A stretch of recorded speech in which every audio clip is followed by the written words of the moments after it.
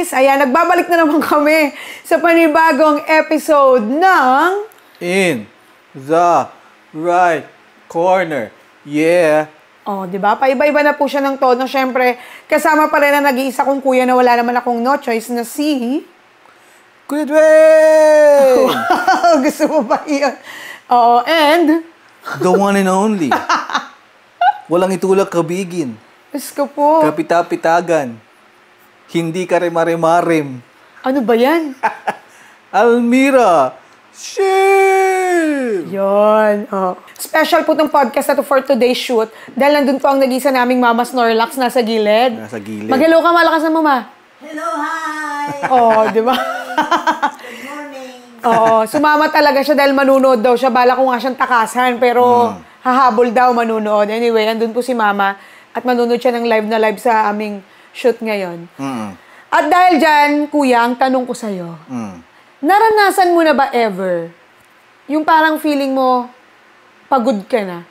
Pagod ka na sa ginagawa mo, wala ka ng will to do kahit ano, yung alam mong kailangan mo naman gawin itong bagay pero dinadrag mo na yung sarili mo. Siguro, the best term na naririnig ko, ginagamit nila about this is burnout. Naalala ko yung isa sa paborito kong banda of all time. What? Sugar Free. Mayroon silang isang kanta. Same title. Burnout. Ano sabi nung kantang yun? Paalala mo kang intro girl kasi. Sa simula. Oh, wag kang tumingin. Ay, nang ganyan sa akin. Burnout. Huwag mo naman. Oh. Mali na lang. Ako yung nagkakape, ikaw yung mataas sa energy. Sugar free. Dapat pala sugarless ako sa Sugarless. Burnout. Oo, madaming beses. Talaga? Sobra.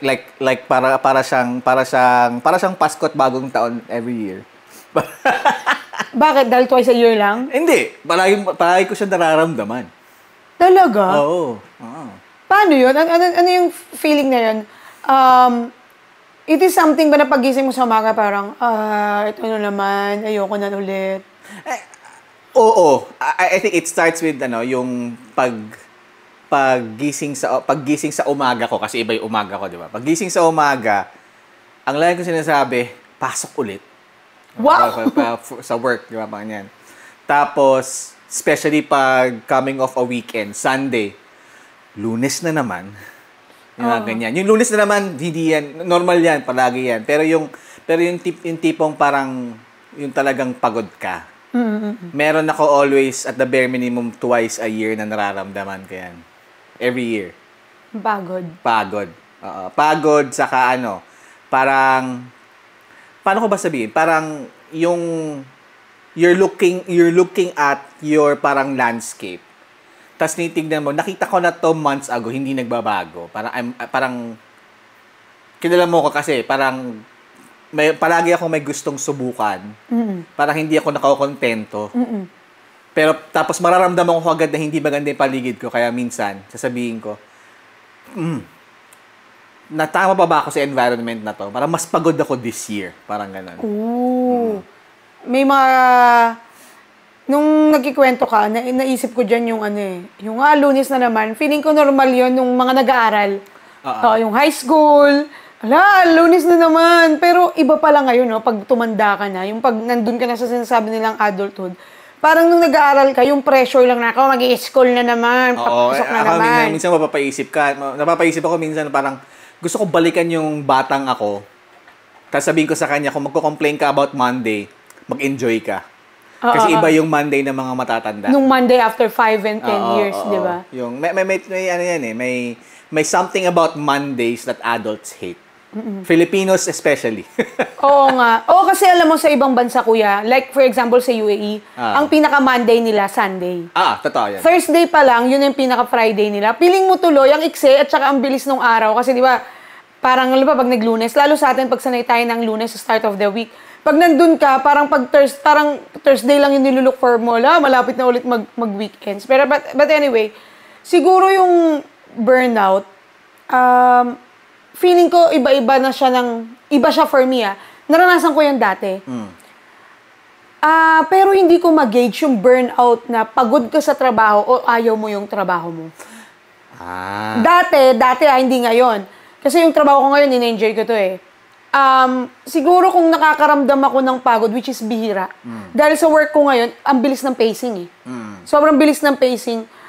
Siguro yung dati, sa mga dati, nararanasan ko yung ayaw mo nang pumasok eh. Pero kailangan. Siguro, isang factor siya pag nakakita ka ng empleyadong laging nalilate.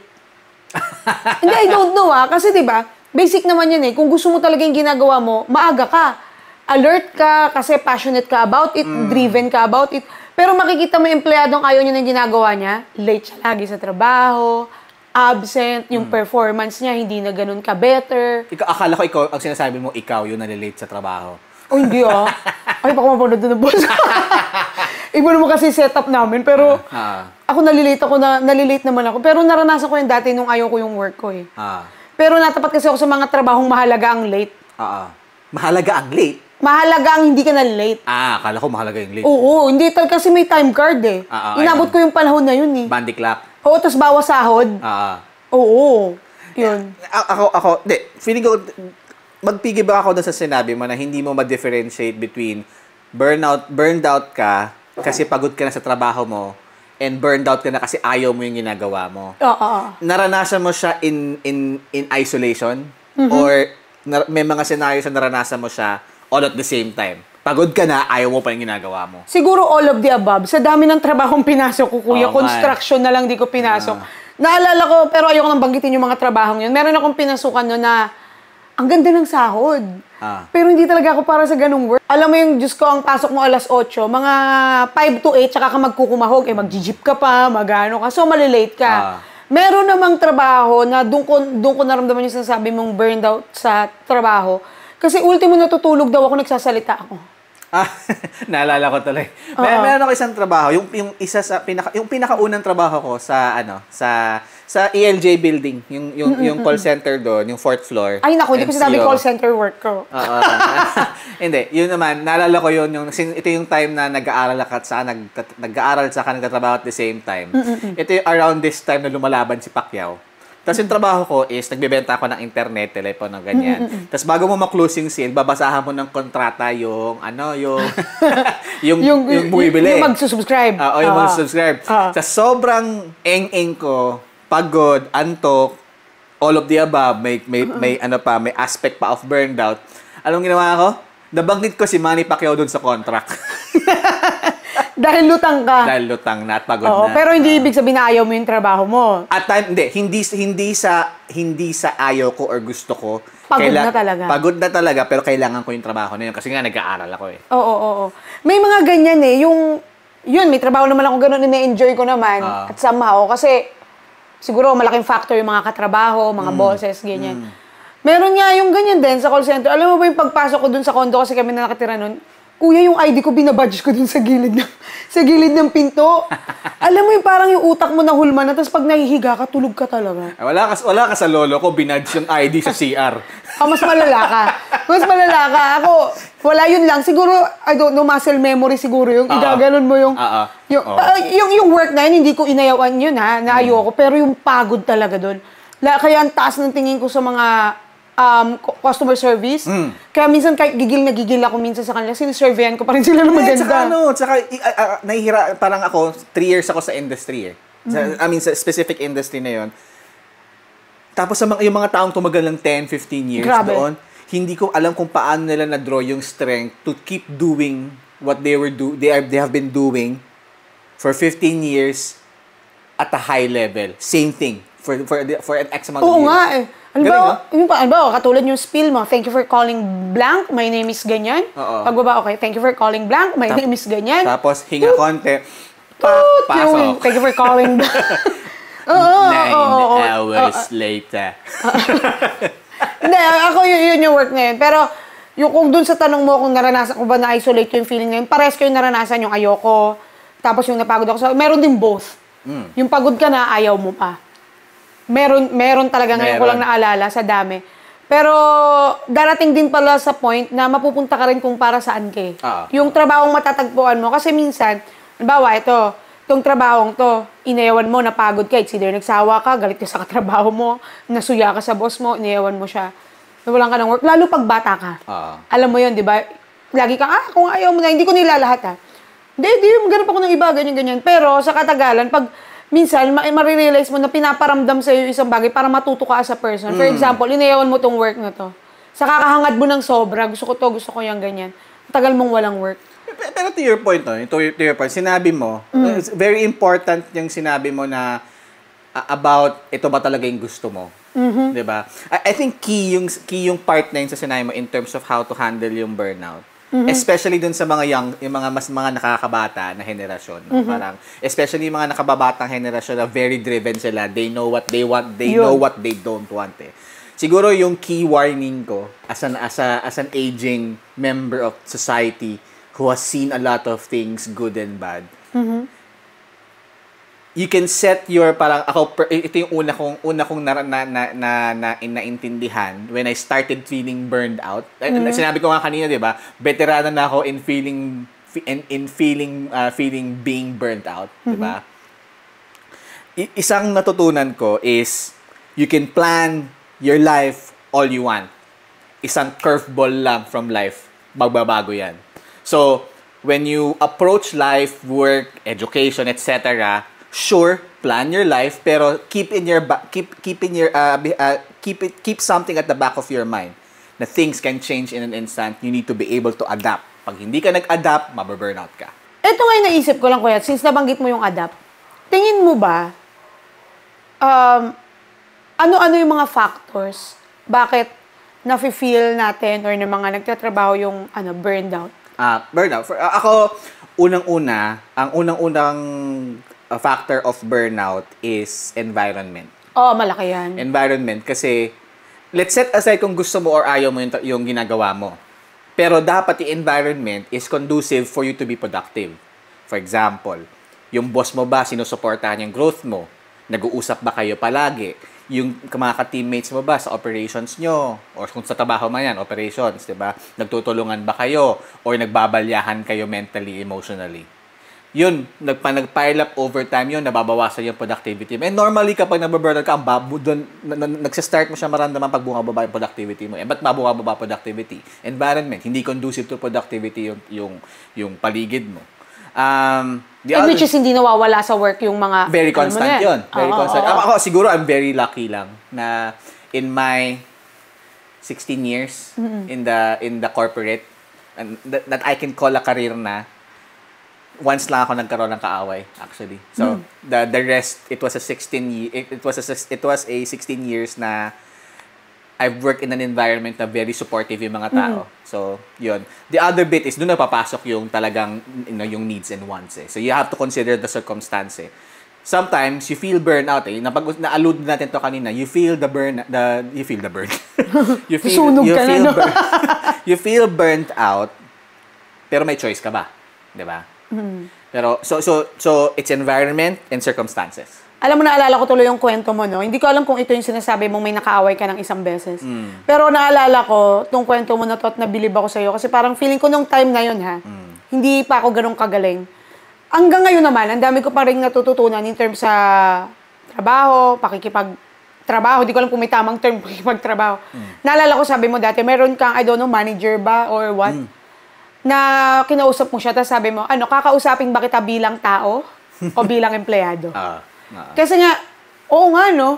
Kasi kung papairalin mo siguro emotions mo, sa ibang direction tayo mag-uusap. Bakit mo to ginawa? Bakit mo to ginawa?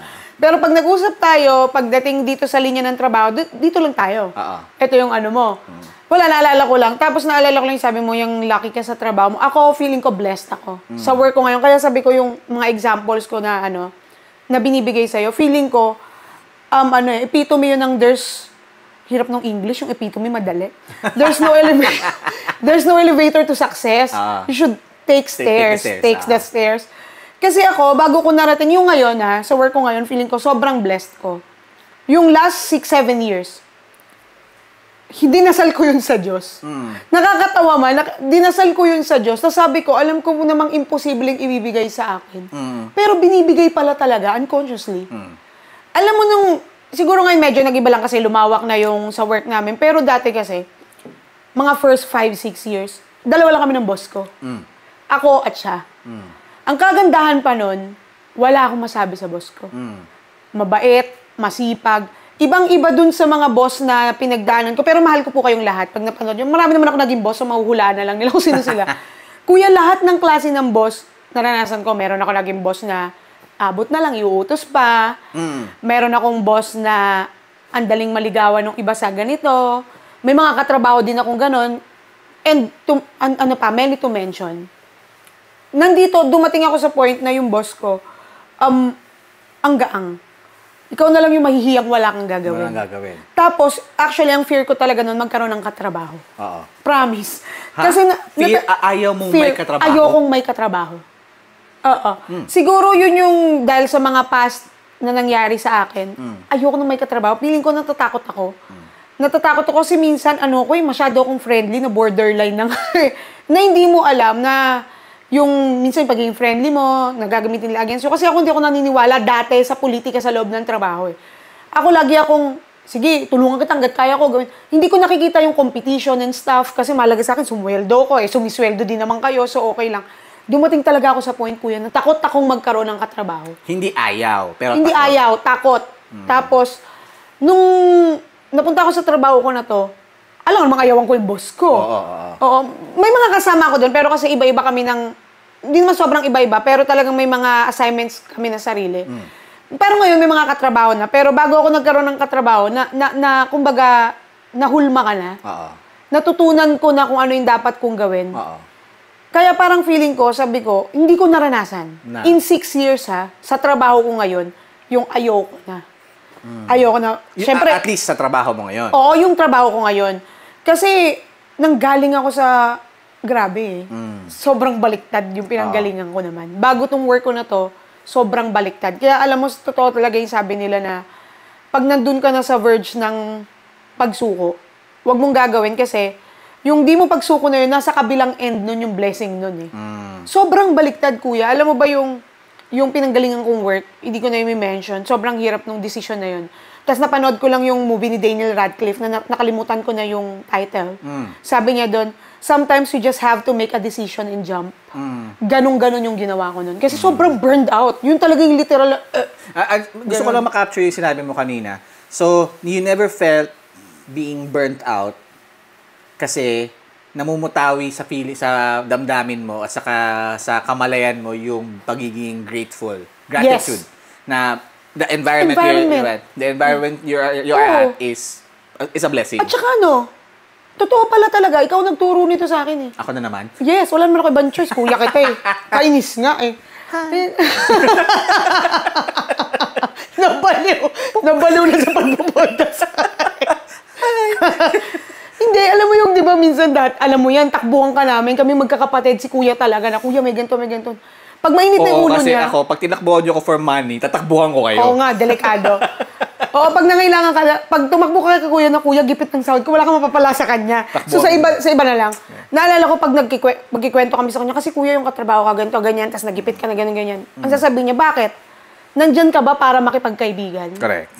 Hindi ka naman nandyan para makipagkaibigan, di ba? Sabi niya, do your job, do your best, lag out. Lag out, correct. Yan. Naalala ko tuloy, kasi recently, nanonood ako ng wrestling. Tapos bumalik si CM Punk Bumalik siya sa WWE. Alam mo yung sinabi niya una-una, pasok na pasok sa pinag-uusapan natin ngayon. I am not here to make friends. I am here to make money. Yun. Di ba? Ang kagandahan na nangyari sa akin, wala naman akong no choice. Alam nga namang ichami-chami ko yung boss ko. Alam mo sobrang iba. Kumbaga, hindi trinabaho Niluto ni Lord. Every step of the way. Alam mo, sabi ko nga nakakatawa. Ngayon may mga katrabaho na ako. Nagkikwentuhan kung paano ka dati. Yung boss ko, sobrang driven nun mag-work. So, dalawa lang kami, May one time, sobrang tahimik. Siyempre, wala akong mag-aantay lang ako. Sa sobrang sipag niya at sa sobrang hands-on niya, pag tinawag ka niya, best day ever. Kasi may gagawin ka. Alam mo, Almira, sir? Parang best day ever. May one time, sobrang tahimik. Tapos tinitignan ko lang ang kapitbahay. Sobrang bionic ng tenga niya. Kumanta lang ako, nasa unang note pa lang, parang sabi ko, ano yun? Sabi niya, ano yun? May kumakanta ka? Ay, wag kang kumanta. Doon na natapos sa singing career ko. So, Wala talaga kaming friendship na nabuo. Doon ako nahulma na kailangan gawin mo yung trabaho mo ng maayos, gawin mo ng tama. So, hinubog ako ng hinubog. Tapos sabi ko nga, kung babalik dun sa usaping, dahil nga ang tanong natin kung malaking factor environment, siguro malaking factor siya, kaya hindi ko naramdaman yung, ano ba, itong work. Siyempre, bukod sa benefits, oh my God, Lord, thank you so much. Iba kasi minsan kahit gaano kaganda yung kinikita mo, minsan, di ba, kaya nga nangangalang tayo kumakapit sa trabaho, at least yung ibang tao, dahil sayang, wala tayong kikitain ganito. Yung iba nga, maghapong nagaganito, ito lang kinikita. So, kumakapit sila, pero dumarating pa rin yung point na ayoko na talaga. Hindi na talaga. Ako siguro, yon to answer yun, malaking factor environment, malaking factor yung boss, tsaka yung disiplina. Natandaan ko, hindi ka nandito para pero ngayon tututunan ulit ako makipag-friends. Pero natuto ka na So, alam mo yun. I think it's important yung sinabi mo na yun and yung pinag-uusapan natin ngayon on how to handle yung burnout. Excuse me. So, it is key that you understand the environment where you operate at. Pero at the same time, syempre, within you, dapat naiintindihan mo yung purpose mo. Tama. Pagka na-detach ka dun sa purpose mo, chances are mababurnout ka Kaya importante, dun sa mga conversations natin magkakapatid, sabi ko, pagpapasok kayo into something, dapat klaro anong purpose mo dun. Kunyari, mag-apply ako ng trabaho sa isang multinational company. Pag sinabi ko, I'll take over that company, yun ang goal ko. I'll take that over. Pag lumayo ka doon, huwag ka nang tumuloy. Ganon siya. Kasi pagka nag-set ka ng goal for yourself, pumunta ka doon sa situation where you can parang operationalize yung journey towards the goal, tapos lumayo ka, don't expect anything else. But kung ano yung output nung pag-detach mo from that path. So, kung hindi klaro yung direction, tapos nag-expect something else, mababurnout ka. Next, on In the Right Corner with Almira Shil and Kuya Dwayne. Kung maalala mo dun sa napag-usapan natin before na si Albert Einstein, nabanggit ko yung quote ni Albert Einstein na yung parang if you are doing something repeatedly and expect a different result, you are insane. And sometimes yung insanity as a result of that is I'm not saying being burned out is insanity. I'm just saying that the state of mind becomes that. Kasi nga, you're expecting something different from the goal that you set to begin with.